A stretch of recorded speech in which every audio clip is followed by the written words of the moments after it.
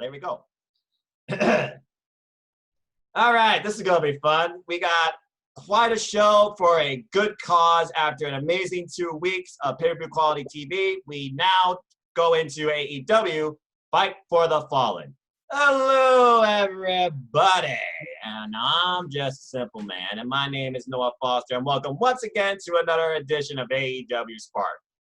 With me tonight, I have the musician, Shane Wells, and the Dr. Brad Campbell. We are here to bring you our highlight premiere discussions of Fight for the Fallen, an event that will be held in good cause once again like last year. In this case, this year, funds for this show, it will be going towards Florida's First Coast Relief Fund and feeding Northeast Florida. Good causes to help people that are facing hard times during these coronavirus era that we live as professional wrestling fans. And if you want to contribute towards this, just go to AEWFightForTheFallen.com. Link will be in the description down below. And I'm just saying this out of pure heart. It's as simple as that. With that being said, allow my colleagues now to discuss what they are thinking about as we head to Fight for the Fallen and their takeaways from FyterFest. Shane, we saw FyterFest night 2. It was quite a show. How are you tonight? What's one of your biggest takeaways from last week's episode of AEW Dynamite? Yeah, I am doing fantastic. And my biggest takeaway from last week's episode of Dynamite is I can't wait for Fight for the Fallen, man. Such a short, I feel like it's been a short but a long build to Fight for the Fallen because we're pivoting right from one special into another. So much to go over from last week's FyterFest night 2. So many things to touch on. So many things happened. That 8-man tag match. Oh my God. I don't even know what to say about it. Maybe it's the greatest tag match I've ever seen. It did end in a way I really thought, but it was fantastic. I mean, the way we discussed it last week, we both talked about some sort of miscommunication angle that would cause the dream team of Young Bucks and FTR, and in the end, we were both right. But what's interesting is they didn't come to blows or blame who for the loss. It was mutual respect, great team, great effort. But I feel like there's still some unresolved conflict between the two, and the two aren't done with each other. And it might be a game of one-upsmanship this week as we discuss the Fight for the Fallen card. But before we get into that, folks, he's a doctor. Can you tell? Dr. Brad Campbell, how are you? What's one of your biggest takeaways from last week's episode of AEW Dynamite? Oh, I'm just holding the town together here. Mr. Le Champion, Noah Foster. The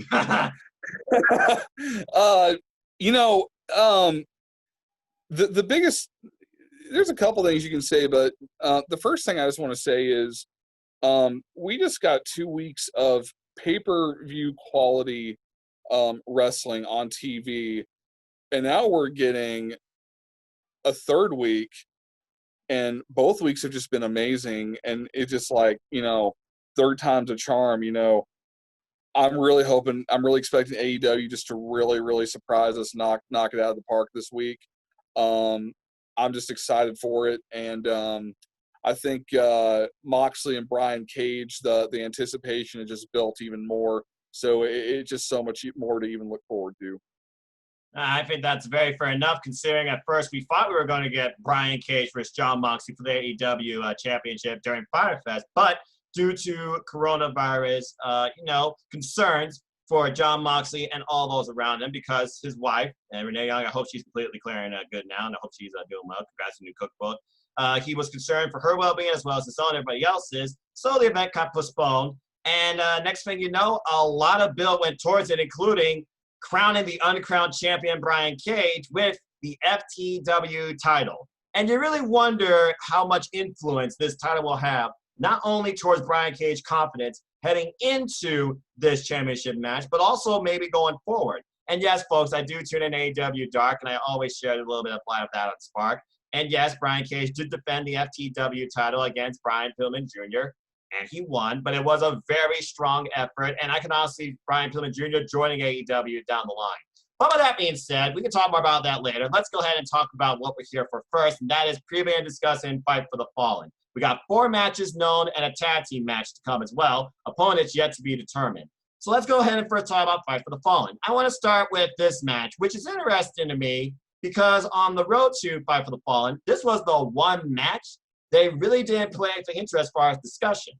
But I kind of see a preview of it as far as one-upsmanship and what to expect maybe and how to understand your opponent when I saw Jurassic Express's Luchasaurus and Jungle Boy take on Peter Avalon and Brandon Cutler in AEWDARK just a few minutes ago. This being recorded, folks, 9:11 p.m. Eastern Standard Time, Tuesday, July 14th. With that being said, we had a six-man tag with Jurassic Express, all in form. Jungle Boy, Luchasaurus, and Marco Stunt, they take on the Elite in the Young Bucks, Man Nick Jackson, and Kenny Omega, one half of the still AEW World Tag Team Champions. So there's a couple of things to figure out, I think, from this match. First off, will FTR be watching? And secondly, could Jurassic Express possibly put a bid towards maybe challenging for the AEW World Tag Team Championships if they get the best of the Elite? Not necessarily paying the champion, but the best of the Elite as a whole. So there's a couple of things to think about here, and Jurassic Express have had mixed fortunes as a trio. With that being said, Dr. Campbell, what are your thoughts on this match? Do you feel like the Young Bucks have to win here to prove something to FTR? Or do you feel like there's more here for Jurassic Express to gain if they, for example, pin one half of the Young Bucks? Give me your thoughts on this match. That's a really, really good question. When you consider the all the players who are involved in this match, I actually think that really Jurassic Express has more to gain than what the Young Bucks have to lose. Reason why, you look at the Young Bucks, along with FTR, those two are considered amongst the cream of the crop of tag teams in the world of wrestling today. Jurassic Express has been through a lot. All three guys have. You've seen different rivalries with, Marco Stunt and Jungle Boy with MJF. You've seen Luchasaurus going out with Wardlow. You've seen some really hard-fought matches in the singles competition with some tough losses and great efforts by those guys.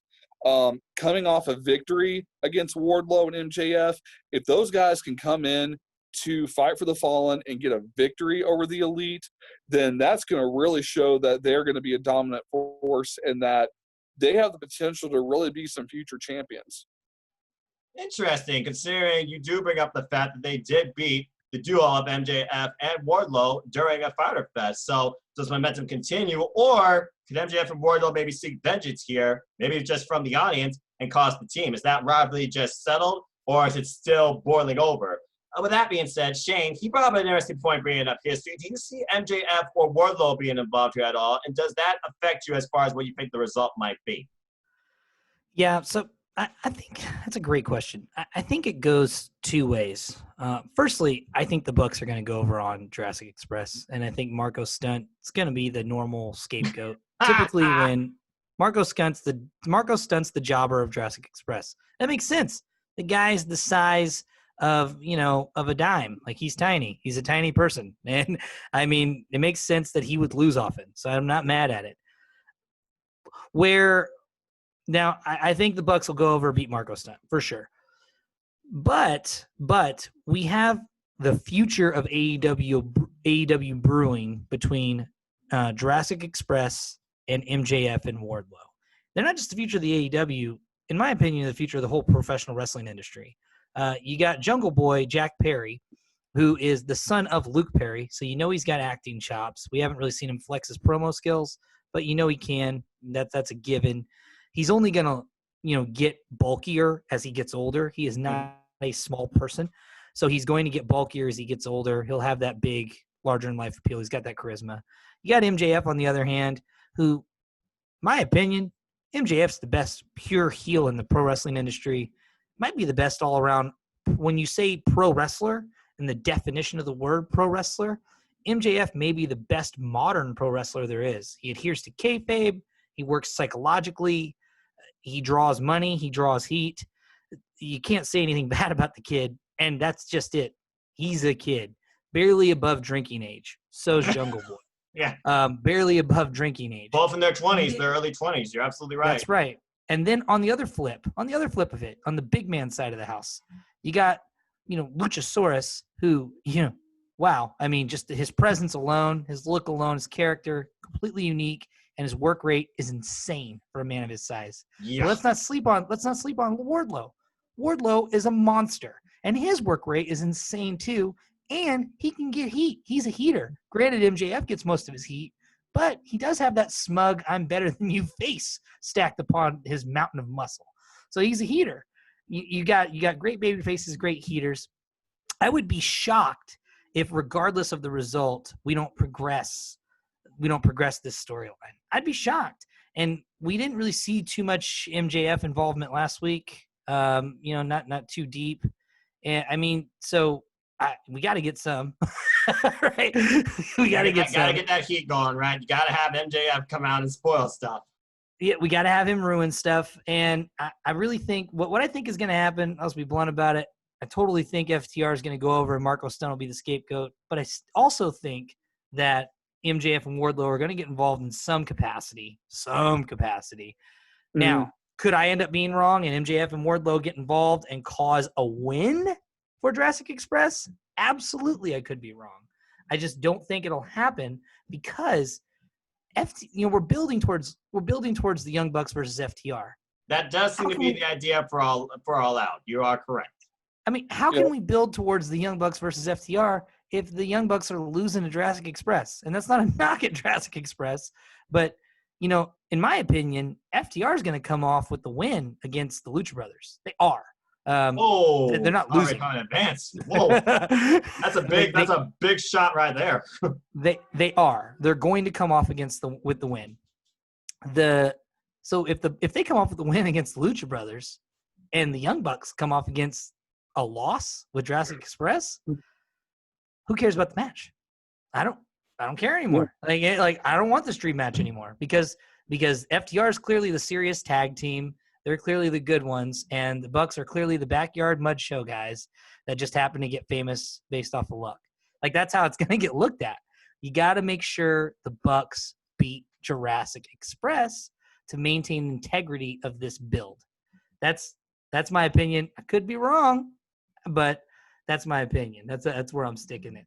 I like that a lot, but then I think about the idea of Young Bucks maybe looked at as the underdogs because we're talking about who's the best tag team here, whose tag team wrestling is the best. So honestly, considering we are still a long way away from All Out, and you got to imagine after this charity show, that'll be the last special until the pay-per-view, they can literally build Young Bucks to maybe be the underdogs. Maybe FTR, they prove a point. They are the better tag team. Only for Young Bucks to maybe overcome that All Out. So I don't necessarily think one loss deflates one of the teams, considering both teams technically have a loss now on their win-loss record, which I have not checked. I'm not sure if FTR has a 0-1 because it was an 8-man tag, but they were on the losing side.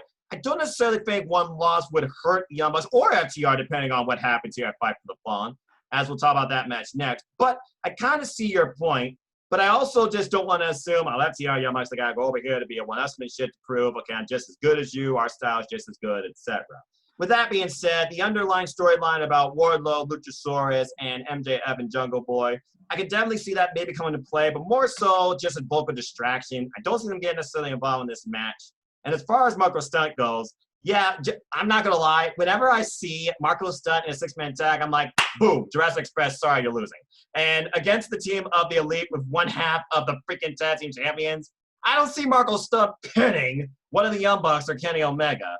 As much as I would like to see Jurassic Express gain some momentum in the tag team division, or in this case, trios, because wins and losses matter in trio, singles, and tags, I got to go with the Elite here as well. Thinking about Young Bucks and FTR, but also the tag champs once again proving why they are still the tag champs, and that underlying idea of who's going to break first in this tag team. So with that being said, I agree with a lot of your points, and I am going to go with the Elite to win. But as far as both teams winning, let's go ahead and think about that now. Segue.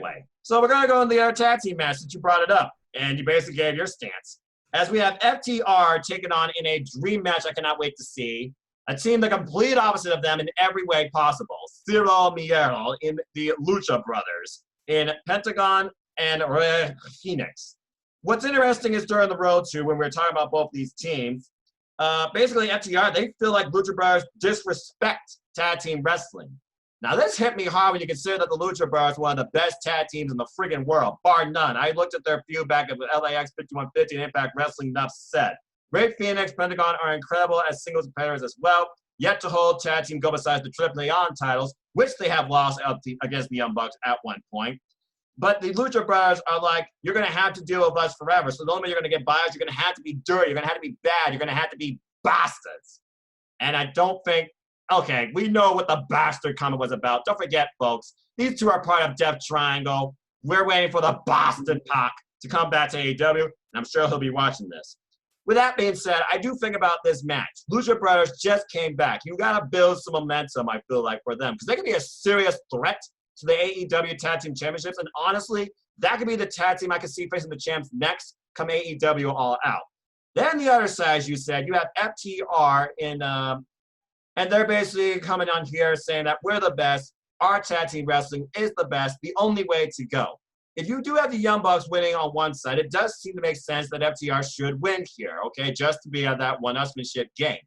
But honestly, this match, I could truly see going either way because both these teams are incredible in tag team wrestling. With that being said, if I had to really pick a team to win this, thinking about, again, long-term booking that AEW is known for, we've already seen B&B and the Lucha Brothers work as an incredible team. I wonder if B&B would still show up here since we're talking about history with Jurassic Express, Wardlow, and MJF. Would Butcher and Blade be there for the Lucha Brothers and help them in victory? And then would the Young Bucks come out and even the odds? Chaos ensues. We get some sort of internal turmoil where FTR, they lose, blame Young Bucks, boom, you have a rivalry now built towards All Out. And now we really see how these two teams go at each other. Thinking about the match that way, thinking about the unconventional, the unpredictable, I actually believe that somehow, some way, the Lucha Brothers are going to get the win, probably with the LBD, the Lucha Brothers pile driver. That, of course, they won off of the Young Bucks that they've been tagged. So Lucha Brothers is actually my pick to win this, and I'm curious to see what the fallout will be. With that being said, Shane, you basically gave out your point, but what's your rebuttal to my thoughts on that? Yeah, by the way, that's a great point. All that is very exciting booking, a great way to build, and it's AEW. Anything could happen. So I'm not discrediting any of those points. I will say though, I just don't see FTR losing this early. They came in with a lot of momentum, and I have a hard time seeing them losing this early, even to the Lucha Brothers. I mean, when you talk about the top three tag teams in the business from a drawing power standpoint, work rate standpoint, you're talking FTR, you're talking Lucha Brothers, you're talking Young Bucks, and if I did throw in a fourth, I know I said three, but if I did throw in a fourth, you're talking the Briscoe brothers, the Briscoes. So they never show up in AEW. Oh, wow. Yeah, I would love that. But and boys, anyway, continue. I just can't envision FTR losing this early. That's why I'm so certain that I believe they'll win. I just can't see them losing this early. I did want to backtrack one sec and just kind of go back to the Bucks match because it is intertwined with FTR's match, obviously. Here's a nice what if. Here's a nice what if. What if Kenny Omega takes the L in that elite match? Because I feel like they've been building to this Hangman Adam Page carries their tag team angle. Because if you go back and rewatch their matches, most of the time Page gets the win. And I know that might be because of how the placement on the buckshot lariat, but most of the time Page gets the win. Or he'll just carry it to the end of the match. He'll come in as the heater because Kenny Omega's dying in there. So, if Kenny Omega went out there and lost his tag match, you're guaranteeing that Hangman Adam Page is going to come out and have something to say about it. You're guaranteeing it. So that could be a cool angle. Although I'm not backtracking, I do believe the Bucks are going to win. They're going to go over on Marco Stunt. But back to what our current subject was, I definitely believe FTR is going over on the Lucha Brothers. I think I just think it is. It's happening. I think they're going to go over clean with their finish too. And that's going to be that. Now, I do think it's going to be a hell of a match and a hell of a fight. And Arn and Tully will be watching. Yes, they will. And the Luchas, they work lucha, which isn't traditionally a stiff style, but they work this lucha strong style hybrid, and Pentagon and Phoenix are terrifyingly stiff. They lay their shit in. And Dax and Wheeler, they lay their shit in. No one's going to throw punches and not feel the impact from it, okay?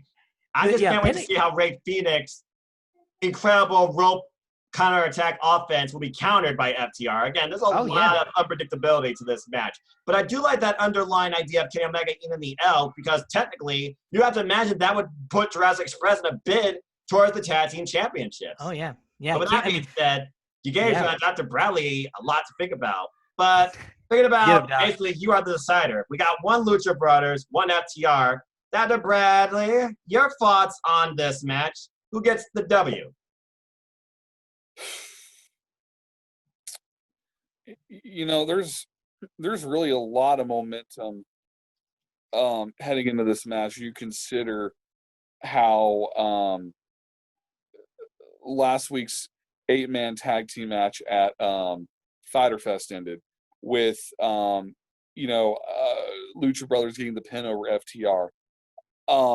I think from a storyline standpoint, and to help keep FTR looking strong, I think FTR is going to get the win, because we all know that we're going to eventually get the Bucks and FTR in a match. But end of the day, this is going to be, as JR would put it, it's going to be a hellacious battle. It's going to be very physical. It's going to be intense.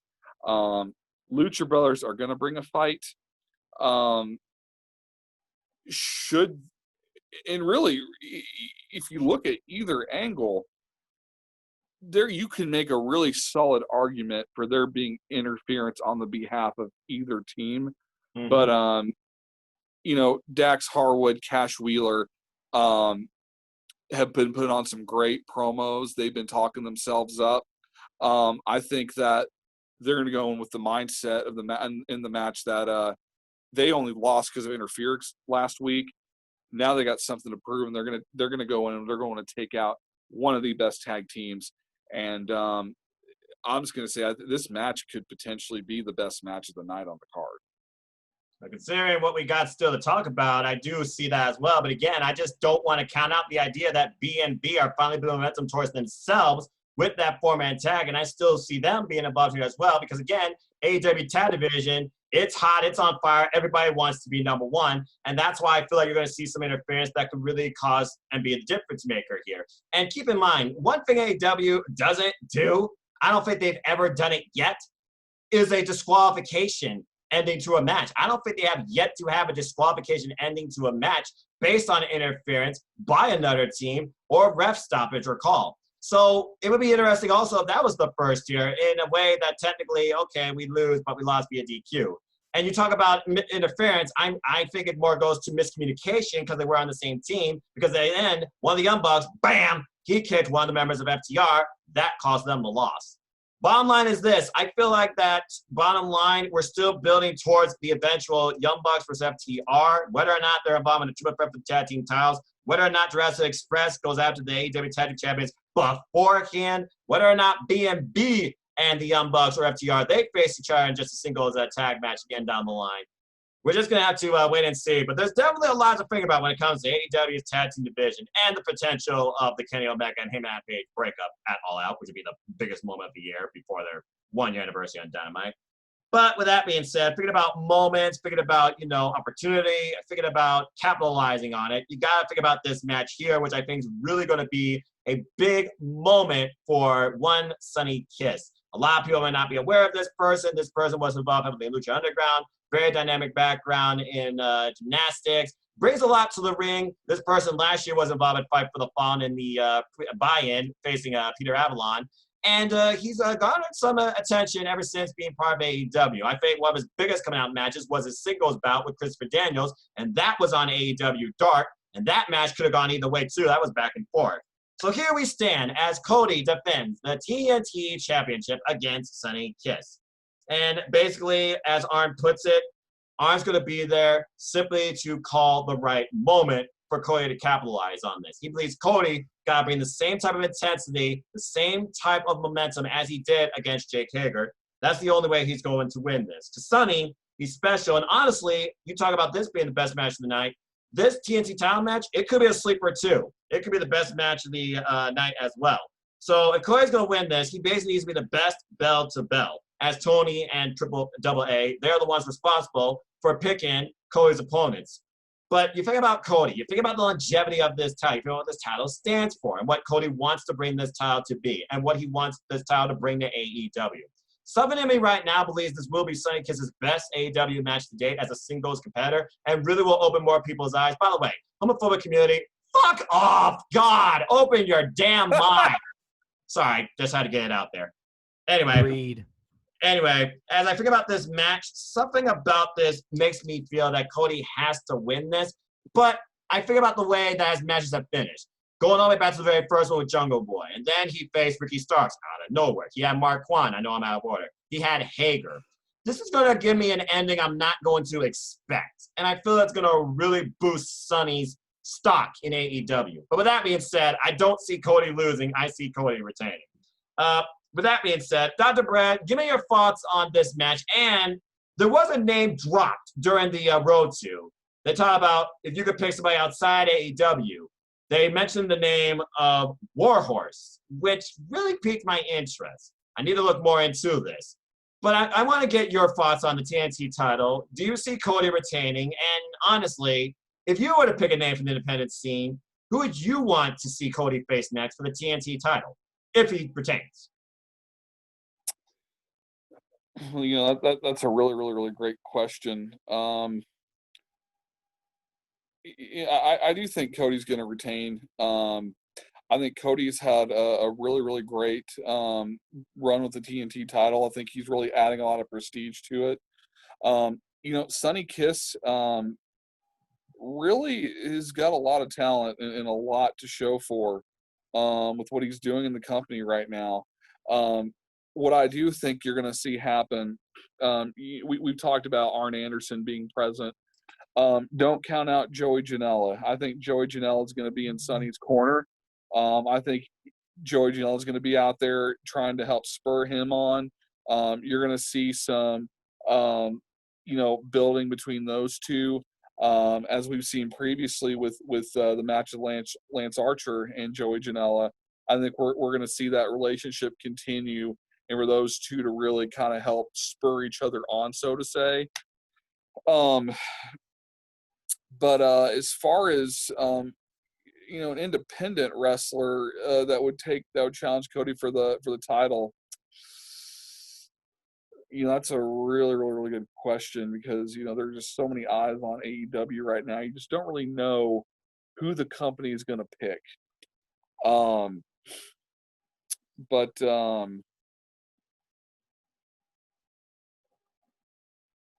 You got me stumped there, man. I think an interesting, what would be a bombshell, and I've heard this, you know, amongst other discussions with some other wrestling fans I know. Just imagine Cody Rhodes comes out there, issues an open challenge. Will Ospreay walks out. Ospreay? Whoa. Okay. Well, that's going to definitely catch some people's attention considering, you know, how that's figured out. But hopefully that's all past us. But, I mean, he did say he missed the Elite and Cody during that Wrestle Talk showcase. And I still think about the idea of NJPW and AEW having some sort of promotional type matches towards Wrestle Kingdom, if nothing else. Could Cody hold the title that long? Could that be actually presented at Wrestle Kingdom? That's a fantasy booking I would not mind seeing. He gave some food for thought. And Warhorse, by the way, he's 27 years old, been in the game for 9 years. He's a freelancer. He's involved in Zero-G wrestling, for those of you who want a little bit of intel on him. I suggest you check out some of his matches on YouTube. Some interesting stuff here. His name is Jake Parnell, by the way. With that being said, Shane, what's your thoughts on this TNT title match and the fact that he said Joey Janela? Can you actually see Joey Janela maybe challenging Cody next for it? Because what's interesting is when we came back from these quarantine times and, they went back to live TV, who was the first person that Cody faced? Joey Janela in an opening bout that nearly went to a draw. I can honestly see Joey Janela maybe challenging next for the title, but give me your thoughts on this match for Sonny Kiss first. Yeah, so, and as always, thank you for asking. So, Sonny Kiss is extremely special. And I'll tell you why she's, or he I'll tell you why box, JR! Honestly, it's because he's so pretty. That's why. When you're a beautiful man like that, occasionally you get called a she. It happens. But Right. Sonny Kiss is a very unique performer and a unique individual that caters to an untapped base in professional wrestling. What openly gay wrestler in wrestling has ever directly catered to their community and been allowed to directly cater to their community? I mean, that's amazing. And that's amazing for pro wrestling because it drives new eyeballs to the business. People that maybe haven't watched or considered watched, or maybe they're lapsed. You're drawing a whole new community, and that's awesome. And also, Sonny Kiss is a phenomenal athlete.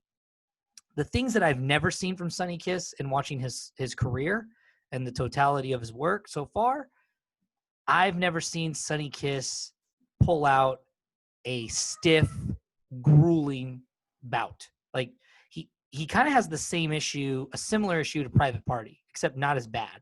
Sonny Kiss has some stiff shots, which are nice, but I've never seen him pull out a stiff bout. And what I'm hoping we get with Cody is we get some of that aggression out of Sonny Kiss. I want to see some hard strikes, some hard hits. Now, what I know is going to happen, Cody's winning. I mean, duh. Cody's winning. I look at Cody as a modern day TV champion. So what the TV champion was designed to do was highlight new and up and coming talent and to have a good angle for television every week. Arn Anderson was the best to ever do it. RVD was probably second best to ever do it. Maybe John Cena was okay with his own version of doing it with the U.S. title, although I actually didn't like it that much. But the that's its purpose. Highlight a new young talent every week. With that being said, I don't think we're going to be seeing second shots for the TNT title.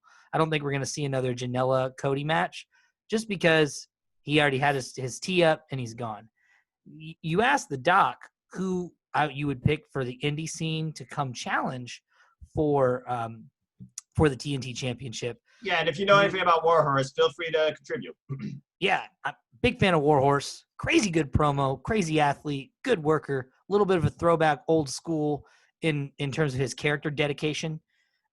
He did this during COVID-19. He did this really great Warhorse radio show. I highly recommend that you go watch the clips from it on Twitter, YouTube, wherever you find it. It's pretty. I can't even think about it without laughing. I'm not going to spoil it too much either, but it's good. Fair enough. Warhorse is great. Now, since we already, I mean, that's honestly who would be my first pick from the indie scene for the TNT title. Now, do you consider MLW stars indie stars? Probably not, because they're contracted to MLW. But there he is, right there, the Warhorse. But wrestling champion. Huh. But if you consider MLW stars indie stars, then my number one pick would be my favorite professional wrestler on planet Earth in 2020, Alexander Hammerstone. Bad dude, great attitude, great gimmick, great look. You building a pro wrestler from scratch, you're building the Hammer. and I'm a mark for that guy, man. I am a mark. He actually was my favorite member of Dynasty in MLW with him, MJF, and Mr. Holiday. I like all those guys. But, man, Hammerstone, that's a wrestler after my heart. So if I could pick any one wrestler to wrestle for the TNT title, it'd be Alexander Hammerstone. And if I could pick somebody for Cody to drop it to, is Alexander Hammerstone. Now, the likelihood of that happening is slim to none because MLW is all in with the Hammer. They've signed him to a long extended contract. Ah. But MLW's status as a company is tentative. They may never come back. They're not making. That's what the dirt sheets are kind of saying. I could be wrong, but they may never come back. And if they don't, and the hammer becomes open market, get that man. Bad dude.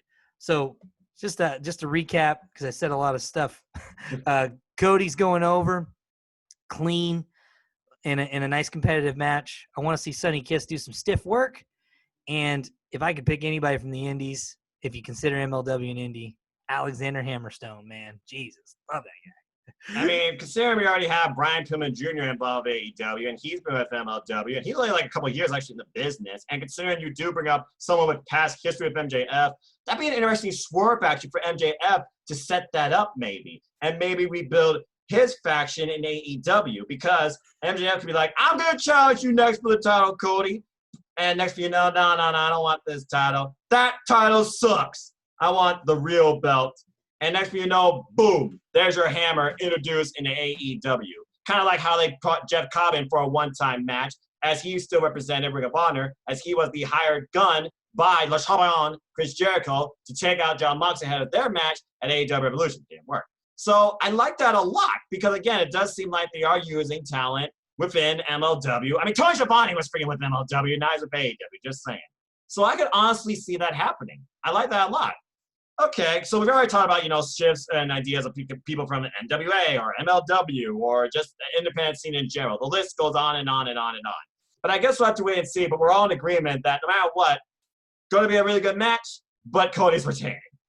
Okay, so before we get into our main event, I want to highlight, of course, the AEW Women's Division. There's a couple of things to talk about here. As we know, the Nightmare Sisters, now they're called, newly formed, my favorite, Allie. Yay, Allie. And Brandy Rose, they are going to be in tag team action. So far as a tag team, pretty effective. They haven't lost yet. It was 1 year ago, though, that Allie and Brandy, they faced each other in one-on-one action. Allie lost. So I really do wonder, what's the underlying story here? Will Allie exact her vengeance on Brandy, or is she still playing the long game? Especially considering QT, he tested positive for COVID, and DDP might have the same thing. Prayers about to both men. I hope they are okay. With that being said, I want to get your thoughts on the Nightmare Sisters and this storyline. Shane, what do you see being the end game here for Allie? I think about Hoodwink and that one line towards the end of the movie. Never trust a bunny. Do you sense there is a darker plan that Allie's going to execute as early as tomorrow, or is it still a work in progress? The fact QT, he's tested positive for COVID, we're probably not going to see him for a while. Give me your thoughts on this angle. What do you expect to see tomorrow as far as the Nightmare Sisters go in their tag team match? Yeah, that's that. I have a lot of thoughts behind that, actually. So I've been loving the strange bedfellows tag team of the Nightmare Sisters with Brandy and Allie. Absolutely love that. I'm a huge fan of Brandy. That woman, oh my God, adore her. And I'm a big fan of Allie too. So I thought the angle was headed towards an Allie QT swerve, and then a little bit of a rivalry between, the Nightmare family being, Dustin Rhodes and QT Marshall and Butcher and the Blade, because it'd be cool. You'd give, Dustin Rhodes and QT Marshall and Butcher and the Blade something to do. Mm-hmm. And you could have a 3-on-3 intergender, which is a really cool match. 3-on-3 intergender, 6-man intergenders are always great. So that's what I thought we were building towards. But I think when I put my booking hat on, but I think a wrench was thrown into that with QT's situation, with him being diagnosed with COVID. So now what do? Do you long-term book it out? Do you build towards a Brandy Allie explosion? And so to really state, I don't know what's going to happen. For once in my life, I feel like I can't predict pro wrestling, and that makes me extremely happy. Because I don't know what's going to happen. I do what my best guess, probably hypothesis. I feel like we're leading towards a Brandy Allie rivalry now, because you can't really loop in Butcher and the Blade against Dustin, one guy, so you can't really loop that in. Cody's busy with the TNT title, so you can't really loop him in either. You'd be shoehorning.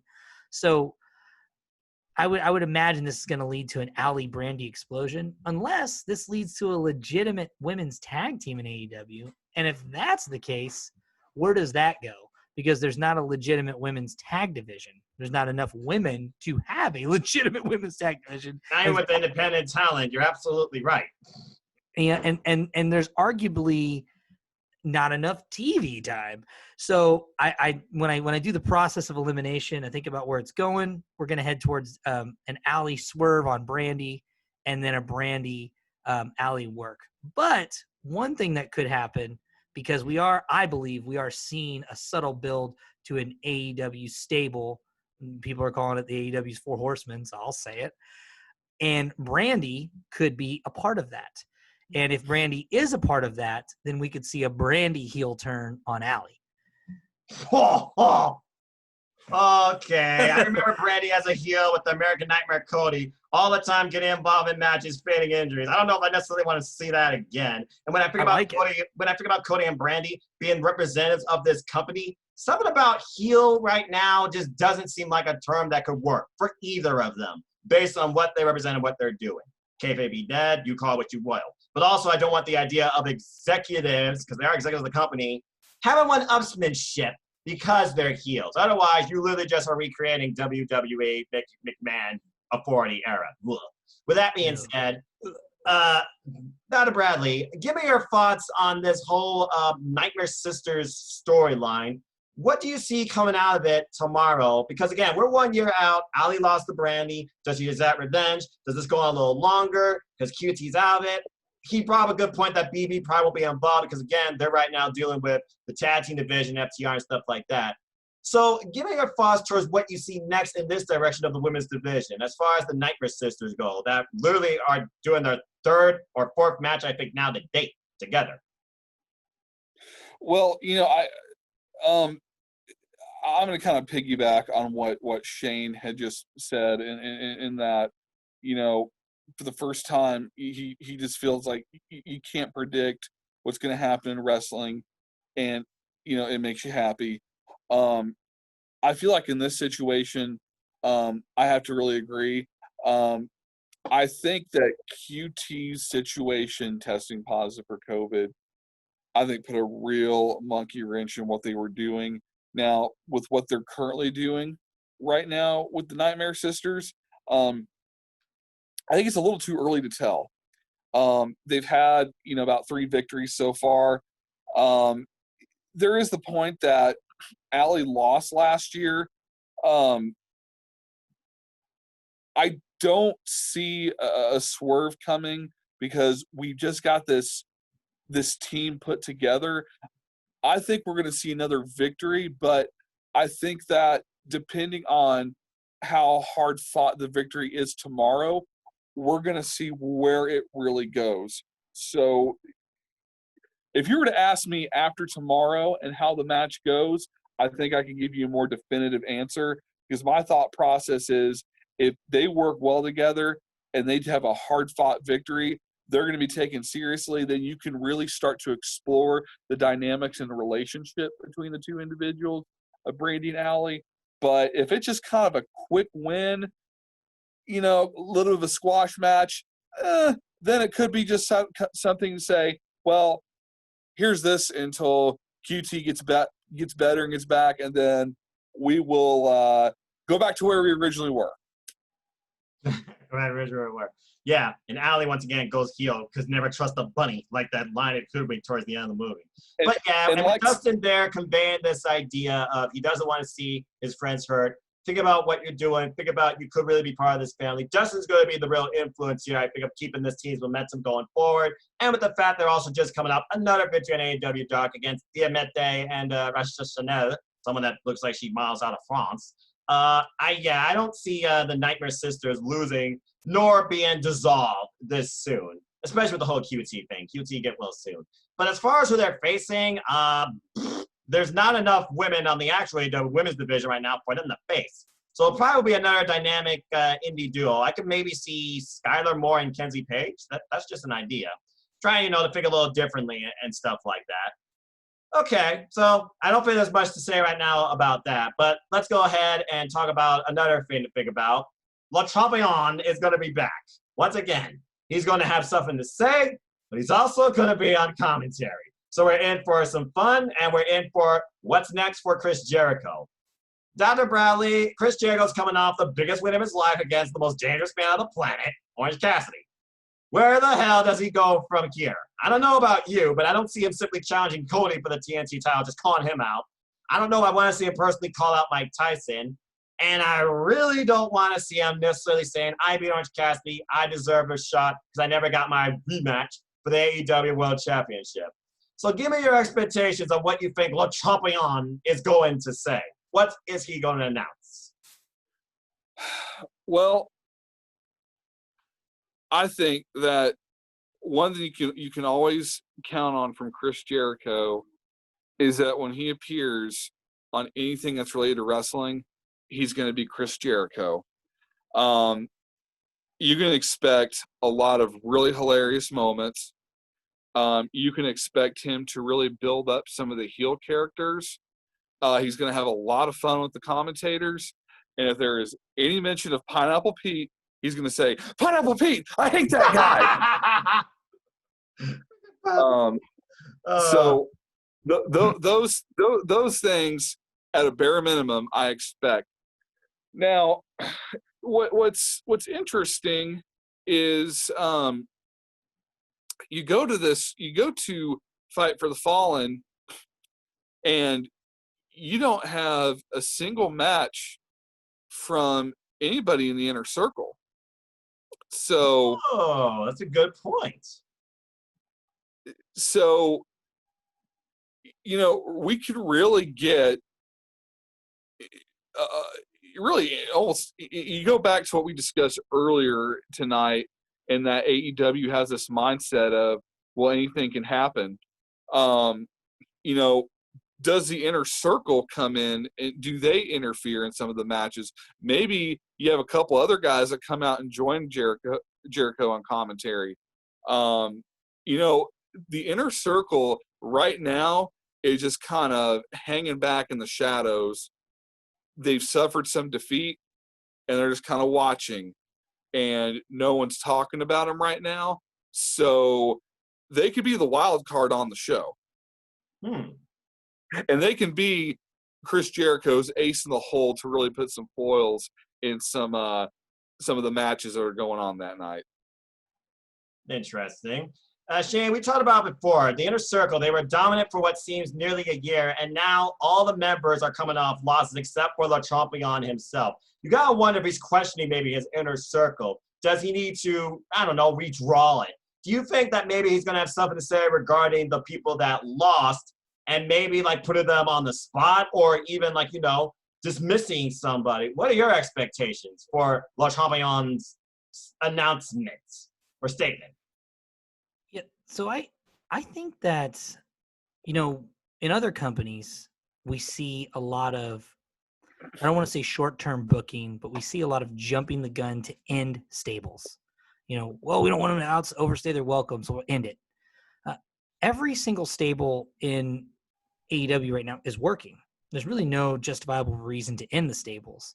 Right. And one of my dream scenarios was to see, before the pandemic, was to see the Dark Order keep expanding, keep growing in power, and eventually the Dark Order just basically does an almost quasi NWO style takeover of AEW. Oh. And now the Elite have to team with the villainous Inner Circle to take out the Dark Order.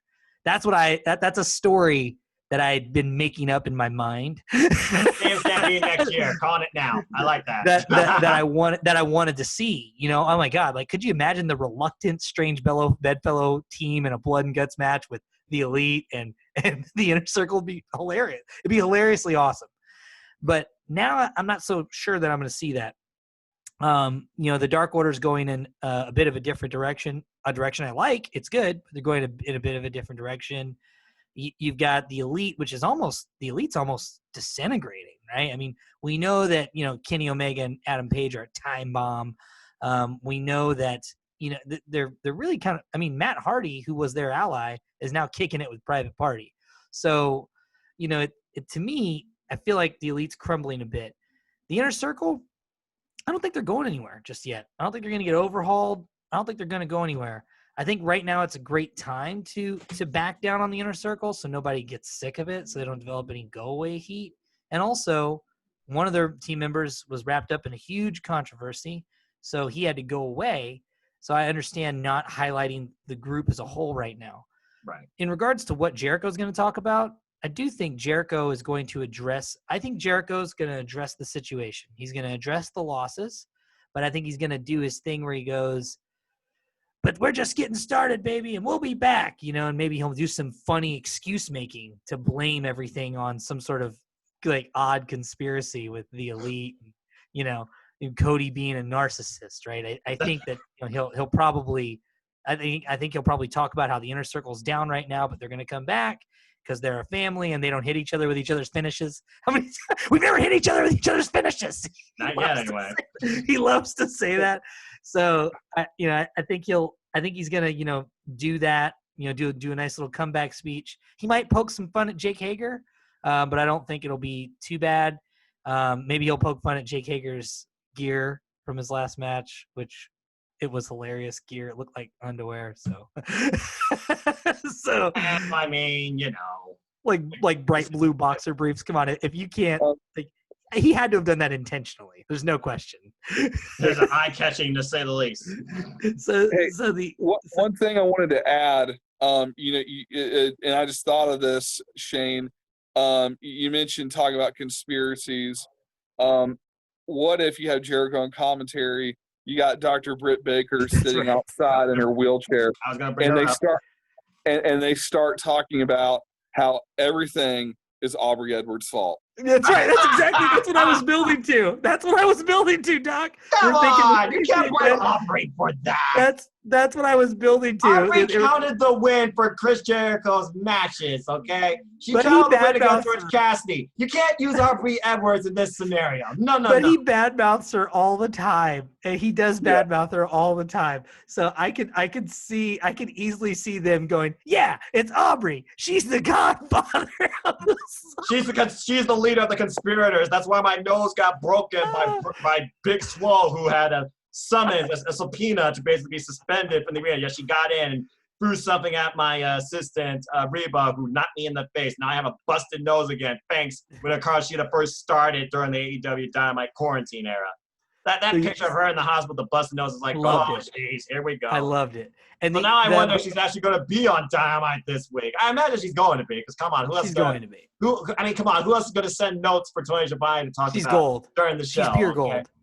She's Britt Baker's pure gold as a heel on Dynamite. She's actually, I'll say it, Britt Baker's the best female heel in professional wrestling. Like, I'm about to say, there's no one better. Heels in wrestling, MJF, Britt Baker, but overall best heel. Good luck figuring it out among those two. All right, so good compelling points. Before we talk about let's talk about the main event first, because again, based on the events of last week, I feel that's a great after conversation. We still have one more match we know for sure, and it's the big one. Jon Moxley versus the Machine, Brian Cage. And this has been built since Double or Nothing. Since Brian Cage came in, won that chip in the casino ladder match, and basically he and Taz have formed this duo of, what do you call it, a mouthpiece? Is he a manager? Is he a coach? Is he a hype guy? I mean, basically, they just say it's old school East Coast versus new school West Coast because Taz is a bitter old son of a bitch that is angry at the world and can tell everybody to kiss your ass. And then he brings out this title and literally calls it the baddest renegade shit. The person holding this is the threat, the person to look at and consider who you're against in professional wrestling. Did not see that coming. And again, this goes all the way back to the ECW era when some people view this title similar to how the $1 Million Championship was viewed in WWF. But I don't see that same sort of a comparison with this FTW title being held by Brian Cage here. Because Brian Cage, he's not just somebody to look at, he's someone to take seriously. While the $1 Million title was more for a show, the FTW title presents, hardcore to a degree. Basically, though, Moxie talks about, you really think you could beat me? I've been with who's who in the business. Just throwing out some names he said. He said Hunter. He said Taker. He said Minoru. He said Naito. I'll add names. He's been in with Brody. He's been in with Hager. He's been in with Jericho. He's been in with a who's who of the business all over the world, okay? Moxley's a whole different breed of shark, a whole different animal, okay? And Moxley, he's just now really, when you think about really beginning this reign, when you think about what he really represents with this company, the pressure he puts on himself, holding this championship, I don't know about you. I'm keeping it simple. I do not see Moxley losing this belt. We already saw what he did with a 300-man when he drove his head for the entranceway at Double or Nothing and then put him to sleep. He even said he's going to attempt to do that and literally look at Taz while doing it. Taz is going to be at ringside for this. I don't see him getting involved in any physical capacity, but I see him and Moxley talking the hell out of each other, trash-wise. And that could be a difference maker towards Brian Cage's momentum throughout this match. It's going to be a grueling physical affair. Moxley's toughest match to date, I feel like, no doubt. And really going to be a coming-out match for Brian Cage when you consider that just on Dark, he squashed Brian Pillman Jr. It was actually a pretty quick bout. I was surprised. With that being said, Jon Moxley's retaining here, and as far as Brian Cage goes, I think his destiny is one Darby Allin. And I said Darby Allin will show up at the end of Dynamite because I said this will close the show, and we're going to set up that match towards the Dynamite. Maybe as soon as next week, maybe down the road. All Out again's got over a month and 2 weeks to build. Just saying. With that being said, Shane, your thoughts on this match and what do you expect to see? Yeah, I expect to see a Jon Moxley win, of course. I expect extremely competitive, extremely hard-hitting match. Great match. I'm certain I'll be on the edge of my seat. Jon Moxley is going to win, though. I do think so. Since Jon Moxley has debuted in AEW, he has progressively developed a more psychological style to his ring work. Look at how he beat Brody. You know, he did it he's a huge mountain of a man, so he beat him in a huge way. Look at how he beat Hager. You know, I think that we're going to see Moxley win via submission or complex quick pinfall. You know, not a roll-up win, of course. We won't see that, but I could see a complex pin. But yeah, we'll definitely see a Moxley win, and it won't be with the paradigm shift. It won't be. And it won't be with 7 paradigm shifts. It'll be with a submission probably, or a complex pin. Now, what's more interesting to me about this whole Brian Cage and Taz scenario than anything is that FTW title. There's a million different reasons why it's interesting to me. Number one, and I think I may have alluded this on our last Spark, or maybe I did. Maybe it was a different conversation, so forgive. But number one, who owns the rights to the FTW title? Is it Taz? Because I thought WWE bought all the ECW properties. So that's an interesting thing. Are we in a weird legal scenario by using it, or has it been altered? Considering Taz's name is literally on the belt center plate, I think it is literally owned by Taz. It probably was given to him. Yeah, I would assume so, right? Because it's a gimmick belt similar to the $1 Million Championship. So that makes sense to me. The second thing is AEW going to utilize this belt as a real title? Are they going to sanction it? Is it going to be defended? And if so, how do you recognize it as a real title? Well, they used it on AEWDARK in their main event against Brian Pillman Jr. Yep, now I'm aware, but was that an actual sanctioned by AEW title match, right? Like that belt has never been sanctioned by a promotion before. And if it is sanctioned by AEW, if it's a real title, one of the things I love about AEW is the titles are special. And titles are special because there's not too many of them. Correct. Is adding a third belt right now when we need more TV time a great idea? And if so, what is the belt's purpose? We know the purpose of the TNT title. We know the purpose of the AEW World title. What's the purpose of the FTW title? I know Taz said it represents the baddest son of a bitch on the planet. Renegade shit. But what does that mean? Are we talking like a lights out championship? I think the coolest way to use this title would be in an unsanctioned way, right? AEW doesn't sanction it. It's not a legitimate AEW title. It's the unofficial lights out championship. You defend it in lights out title matches, right? And basically, instead of having a hardcore division or a division with extreme rules or a death match division, you do something unique.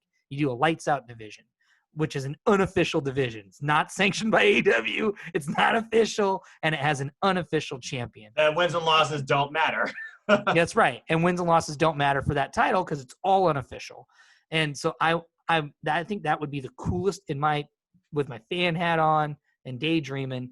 That would be the coolest way to have the FTW title used. I'm happy to see it, and if it's not going to be used in a legitimate title type of way, I don't want to see somebody that's not Brian Cage holding it. I want it to be a part of Brian Cage's gimmick, right? Like, think about when Ted DiBiase handed off the $1 Million Championship to Steve Austin, the ringmaster. It was weird. It didn't make sense. It's not a real title. It's a gimmick belt. It's basically like one of your kick pads. It's part of your gimmick, okay? Like, Put you on a whole level of prestige in the eye of the one person that literally gave you the belt. That's right. That's right. So, you know, and also, I don't want too many belts in AEW right now, man. Like, I like the FTW title. Was it a cool debut? Yes. Was it interesting? Absolutely. Do I want to see it defended and on other people other than Brian Cage? Not really, man. Like, just keep that thing on him. That's his gimmick. If you want to do a cool little, like, storyline similar to what you did in ECW with Taz and Sabu and the FTW title, that's fine. But I don't want to see that thing recognized as a legitimate title. Like, it's not enough TV time for it, man, and it devalues the other belts. Fair enough. So Moxley retaining, and the FTW title just goes to build self-confidence in the machine of Brian Cage through Taz. And regardless, we'll see what happens afterwards. So, Dr. Brad, give me your thoughts on this. Pretty much, we all believe Moxley's going to retain, as we even talked before this call. You wonder how the FTW title, though, will enhance the presence, the gimmick, the character, the machine, Brian Cage. Give me your thoughts on this presentation. How does this help Brian Cage as a wrestler in AEW? How does this help define him? And how you think it really will help him in defeat ultimately? Because at this point, Brian Cage, he's been basically, named by Taz as the guy who should stop Moxley. No one can stop the freaking machine. If someone hosts the machine, how do you rebuild it, make it better, faster, stronger? Yes, that's a Daft Punk reference. I'm a Daft Punk fan. Give me your thoughts on this match, the FTW title's presence, and what do you see next for Brian Cage?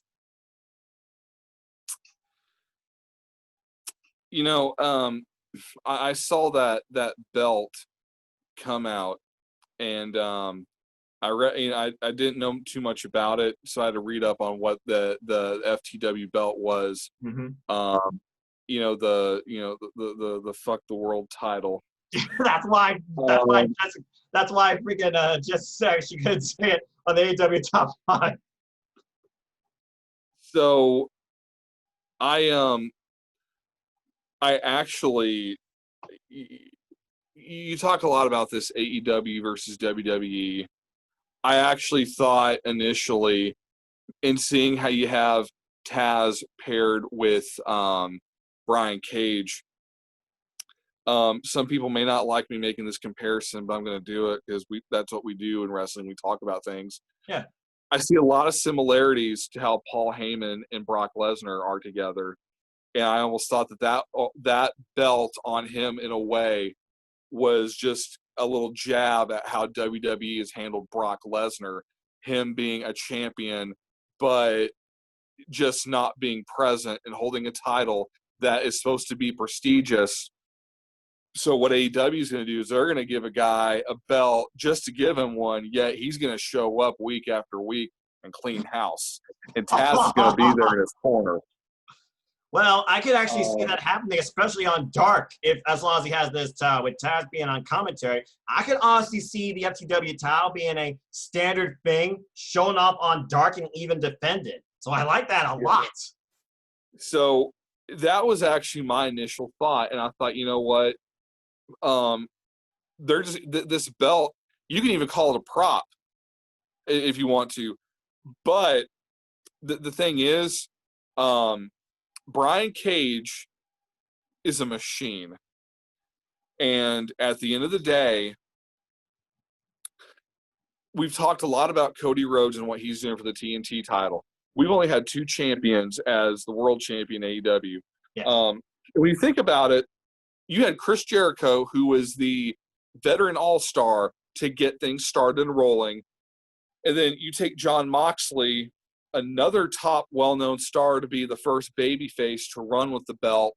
I do think he will retain, but here's why it's important that he retains. Everyone is talking about how this is going to be the fight of his life. It is so important we make that belt worth fighting for, that he comes out dragging himself out of the arena. He will carry that belt with him, but he's going to be on his hands and knees getting out. And if we've talked about interferences in different matches. Here's how you can really keep Mox strong but protect Cage. Here's the opportunity. We've been teasing Darby Allin. Bring him in when the referee's not looking. Give him a good hit, some sort of interference. Then you can get Mox to capitalize and choke him out. Look Taz in the face while he's doing it.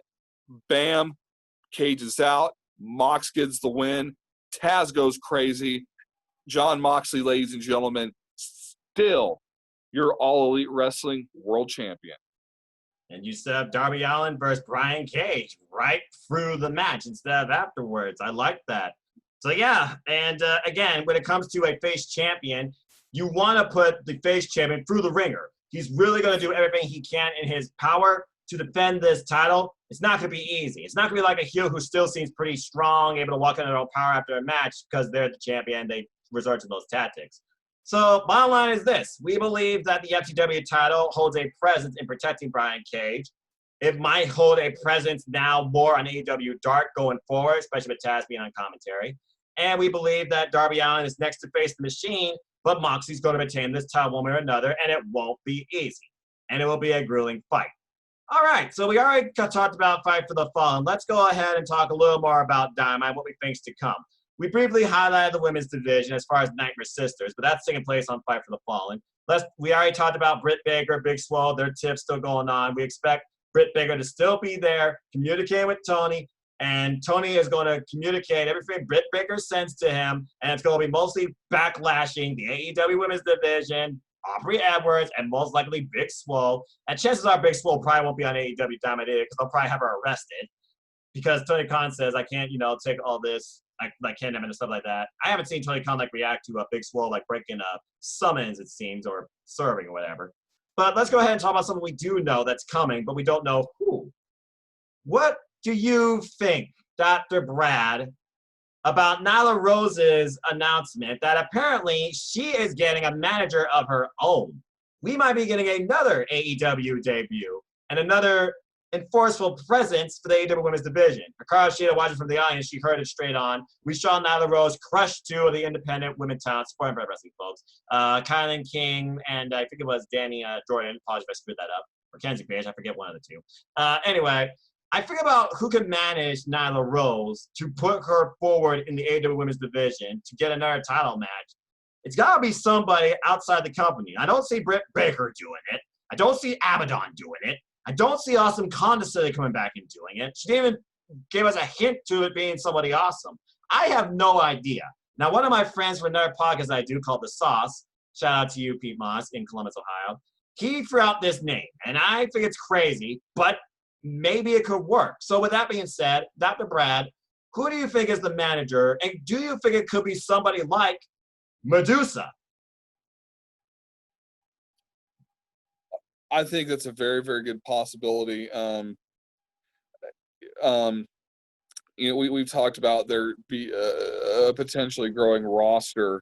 The managers that we have seen on AEW thus far are very dedicated in how they're portrayed on screen. They are dedicated to the talent they are currently with. You got Jake the Snake with Lance Archer. You got Arn Anderson with Cody.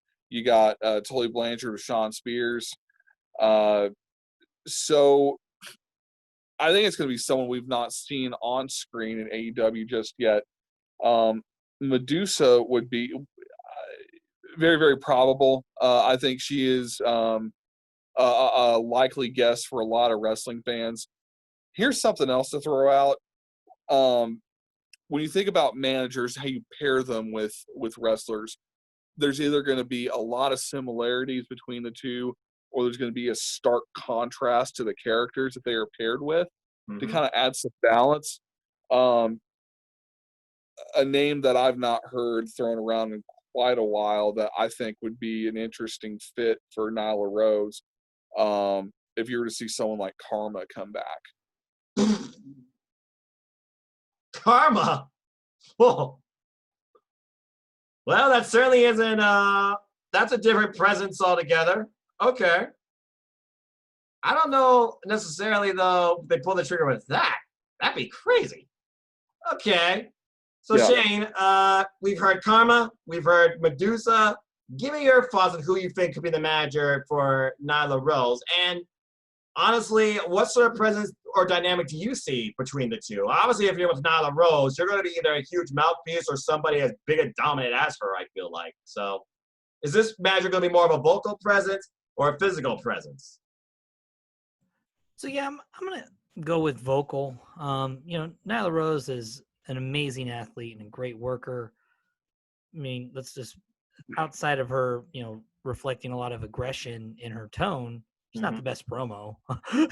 So let's be honest, she needs a mouthpiece. So I'm glad. So I'm hoping for a mouthpiece, and one person that is a fantastic mouthpiece from the female side of the spectrum is Medusa. Her promos were just as good as her ring work. She was epic. So I mean, Medusa, and plus she's not doing anything. Does she have a WWE Legends contract? She was racing monster trucks, but that's not happening right now, really. Right. So if she's available, like if I were to pick someone, if she were available, oh my God, please pair up Nyla Rose with Medusa. Now, there's also other things to consider. It doesn't have to be a female manager, right? Could be a male manager. But who? But here's the deal. Who? This is very similar to that's what I love about AEW, man. We don't know necessarily what they're going to do. And this is one of those things where there wasn't much build up to it, right? We didn't know where we were going to go with Nyla Rose. And now we have no idea who she's going to pick as a manager. Is there anybody within the existing locker room that she could pick? I don't know. I'm really just at a loss for it. Medusa was, like your buddy Pete, Medusa was my only guess from a female manager perspective. But I mean, hell, could AEW bring out Jimmy Hart? Right? Could we see Jimmy Hart managing Nyla Rose? Oh, Lord. I mean, I know he was running his successful bar in Florida. Could we see it? I mean, he's a part of that whole Hulk Hogan entourage, so I don't know if Tony Khan would use Jimmy Hart, or if Jimmy Hart would want to be used by Tony Khan. He's pretty loyal to Hogan. Right. So I'm thinking your buddy is onto something with Medusa, because I can't think of any. I'm shocked that Rebel manages Britt Baker, right? Because Rebel in herself is a great worker and a great wrestler on her own. So that's like shocking, and a lot of the great female talent. Right now, we're in the golden age of female professional wrestling. The world's best female professional wrestler, the best female wrestlers to ever exist in pro wrestling, all exist right now.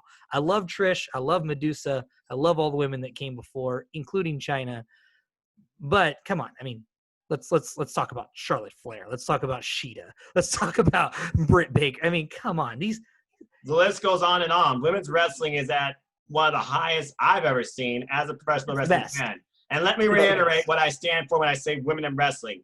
I look at women in wrestling for fucking wrestling. You freaking weirdos. That's exactly right. If I want to sexualize women, I'll watch porn. But I'm not watching wrestling to sexualize. I'm not trying to endorse brazzers on here, but I get what you're saying. Yeah, I'm not watching wrestling to sexualize women, man. The internet exists, and so does porn. But the the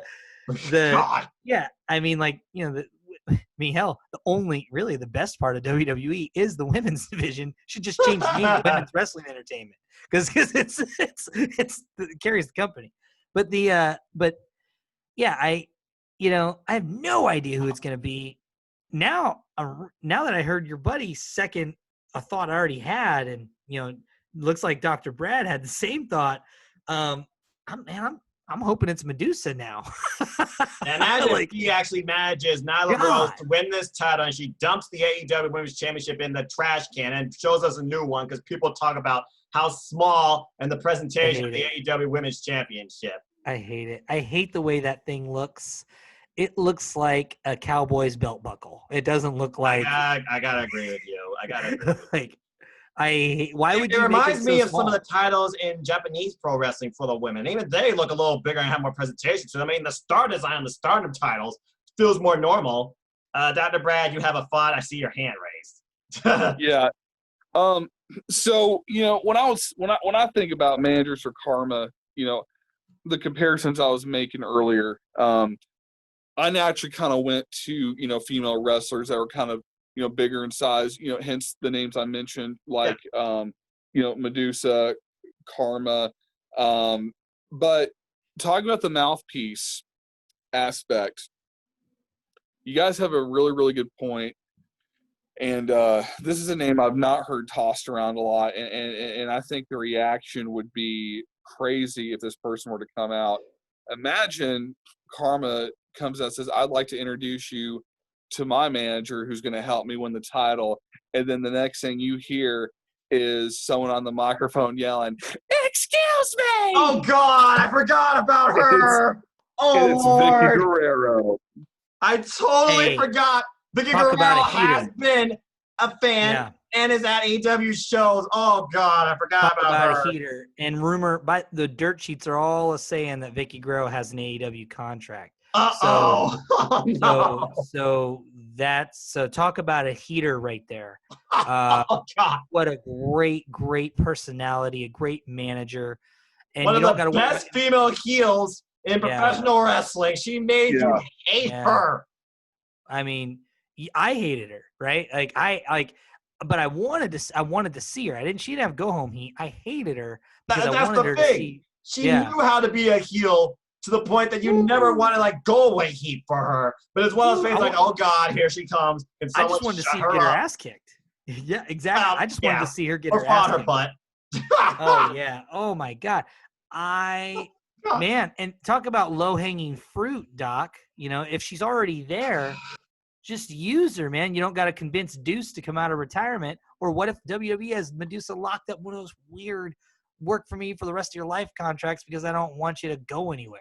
I mean, you know what, man? I now hope it's Vicky Guerrero and not Medusa.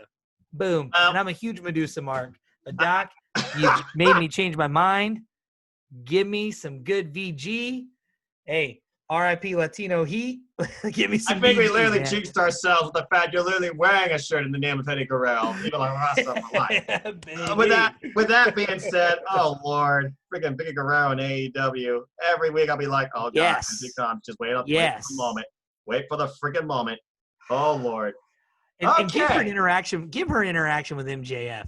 Please, before I die, I want to see an interaction between Vicky Guerrero and MJF. Please. Make that happen. And Vicky Guerrero would be screaming, "Excuse me," in his face, and MJF he fires back and goes, "Excuse me, Karen, you're talking to the new real deal in the company." And I'm better than you. Promo segment for the ages. That's all I have to say about that. I want to see Vicky Guerrero have a Karen moment more than anything in my entire life right now. That's all I want to see is Vicky Guerrero complain to the manager. That's what I want. I want to see it so bad. I want to see her Karen because she's a Karen before Karen was a thing, man. She invented Karening. She'll go complain. She'll go complain to Tony Schiavone on commentary. Oh my gosh. And JR and Excalibur and Tony will not know what to do, and Britt Baker will just heavily endorse this and clap from her Rolls Royce. Oh my God. They just changed the AEW women's division forever, and I don't know necessarily for the better. I just hope that Shauna and Bia come back so we have some sort of sense in it. But I digress. Okay, I think we about covered everything as far as Fight for the Fallen, and we talked about key points that happened last week on FyterFest with the Tag Champs retaining against the Private Party, Orange Cassidy having one hell of a match against the champion, but losing. Now the best friends, they're on the bottom. Well, not necessarily the bottom, they're still in the rankings, but I wonder what's the next big match to come out for Orange Cassidy and where the best friends go from here, besides the fact that Mom constantly supporting them and the best entrance ever. That's now a shirt, by the way. we saw that incredible 8-man tag. We talked about how all 8-man can be involved here at a Fight for the Fallen.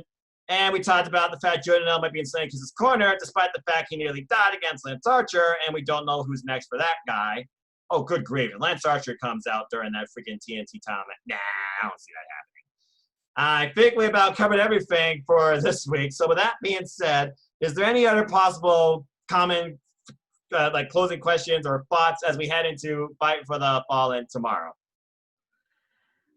I know it's going to be an amazing show, and I can't say it enough. Shout out to Orange Cassidy and Chris Jericho for putting on an old school badass classic. With orange juice. Jesus. It was incredible. I mean, why is Chris Jericho at this age in 2020, decades from his debut, many decades from his debut, why is he better now than he has ever been? Because he's the king of reinvention. That's what it is. Whether he is in AEW, NJPW, or WWE, you look at all the different phases of Chris Jericho, from Lionheart to Le Champion to The List to Save Us to Painmaker. It doesn't matter. Jericho just seems to know how to convey and constantly connect with us to convince us in a storyline and put whoever he's in the ring over. He even talked about how he didn't believe in Orange Cassidy at first. He thought it was a mockery to the wrestling industry. And yet here we are. He had a match with him. He respects the guy more than ever and pretty much endorses Orange Cassidy as the future. I can't say I don't blame him. Yeah, and you forgot one Chris Jericho gimmick that may be my favorite still to date. And which the man of 1,004 holds. Oh yeah, armbar, arm drag. That Dean Malenko, man, that Malenko rivalry. Oh my God, it's still one of the best. And then Mean Gene tearing into Dean. Give me a break. Yeah, and don't forget, folks, Dean Malenko, he works backstage in AEW as a coach and production. So again, it's crazy when you think about where we've come from, WCW in the 90s, early 2000s to AEW now. And stay tuned, folks, because later on this week, we might have a extra AEWSPARK discussing what we heard today from a special 90-minute edition of a podcast forum we have with Eric Bischoff, Tony Khan, and Conrad Thompson. That was some great stuff. Please, let's do it. I can tell you guys this. I have seen every bit of televised or recorded WCW content known to man. I've read every book. I'm a massive, massive mark for WCW. Always have been. I watched it all the way live, all the way until even in the Russo days when it was almost unbearable. So, I was recording. I was still watching WCW live and recording Raw. Still. Still. And I simulcast every Wednesday night and don't believe in a Wednesday night war. I just believe in the best wrestling you see every week. Simple as that. Same, man. Same. But yeah, I would love to be a part of that discussion, going over what future Tony Khan and present Tony Khan talked about, because that's what Eric Bischoff is. It's Tony Khan 40 years from now. That's a pretty good analysis. Dr. Brad, do you have anything to add to that? Did you check out that podcast this morning, or is there anything else in your mind regarding AEW or Fight for the Fallen? I haven't had a chance to check out the podcast yet, but I've heard a lot of talk about it, and it is something on my to-do list. You guys bring up Orange Cassidy, and to go back to something we discussed earlier is what can we expect from Chris Jericho. And I talked about the Inner Circle, but now that you bring up Orange Cassidy, he could be lurking around also as Jericho's on commentary. So, we could see still some bad blood spewing over after that loss. Never know. Orange is seen as kind of an unpredictable type character, so, and fans loved it. So, why not build up to a part 2? You want to see Orange Cassidy versus Chris Jericho too? Yes. Hey, God. Orange Cassidy, in my opinion, I love Chris Jericho. That match is great.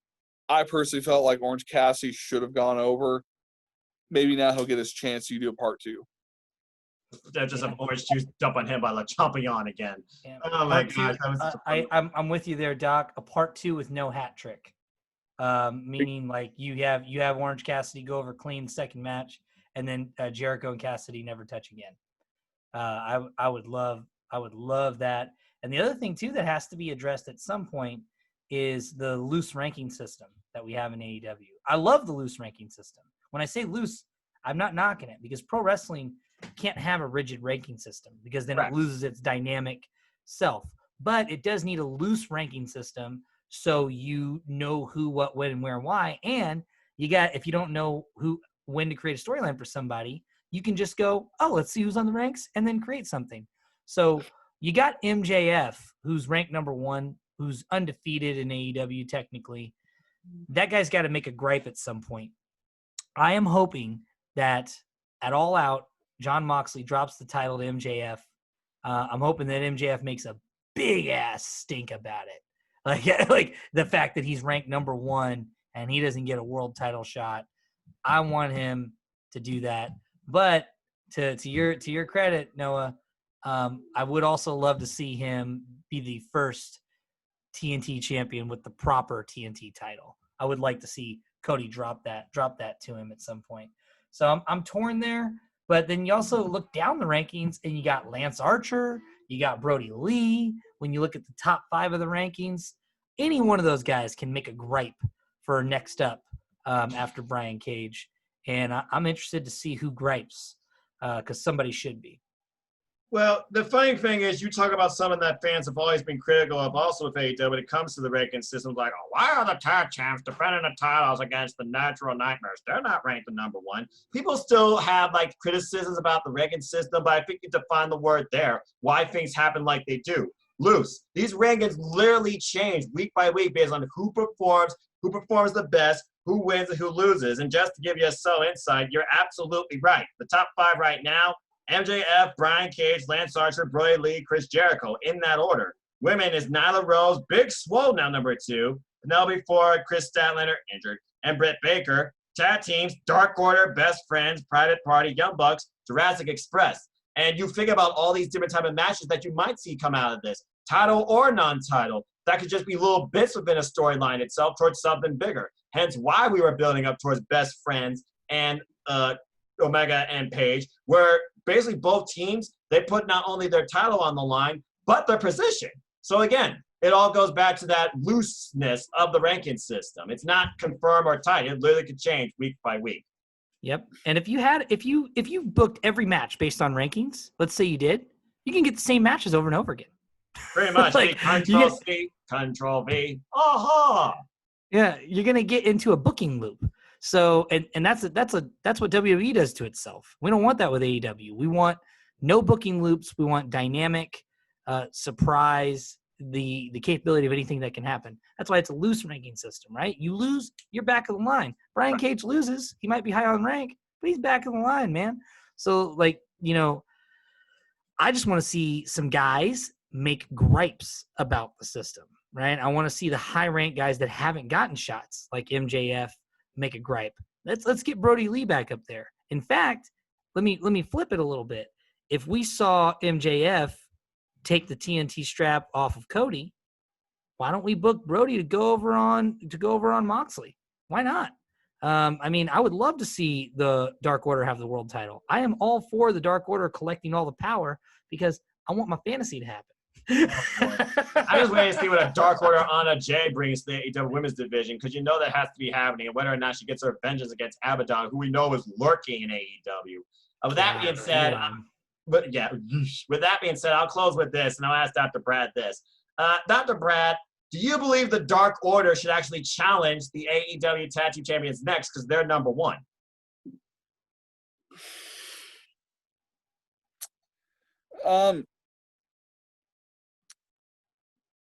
Talking about a loose ranking system,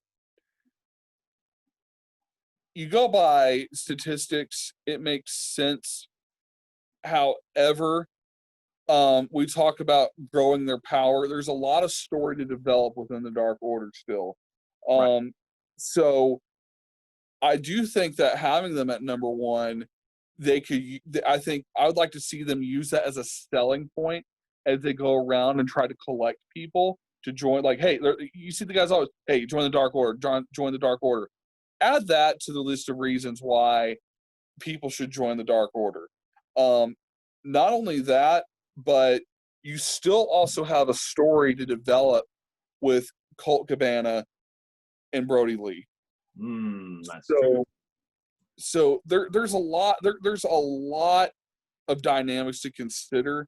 Even though you have that spot, you can make that spot a selling point, and intertwine that with the different stories that we're using.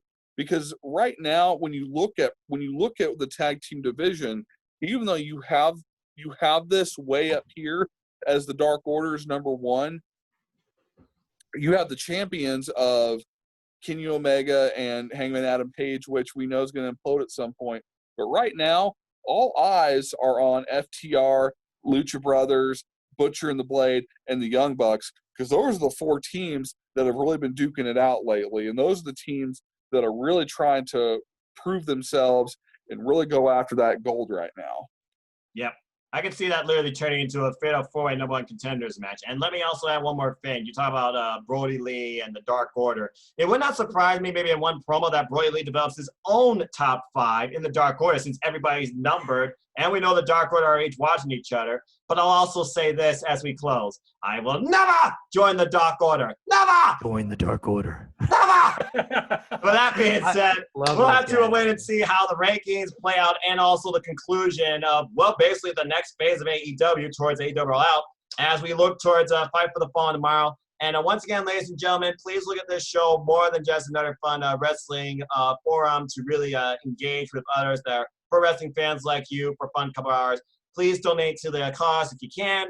Every dollar counts. Every shirt bought on Pro Wrestling Tees definitely helps. We've all been suffering hard times during these quarantine times due to COVID and hardships. Let's do what we can to support one another, help the world, and I think this is a very generous thing AEW is doing. And again, I'm not monetized by them. I'm just saying I support this. Heck, I donated $1, and you'd be surprised how long $1 goes in today's world when you think about how many people just put $1 in towards that or a shirt.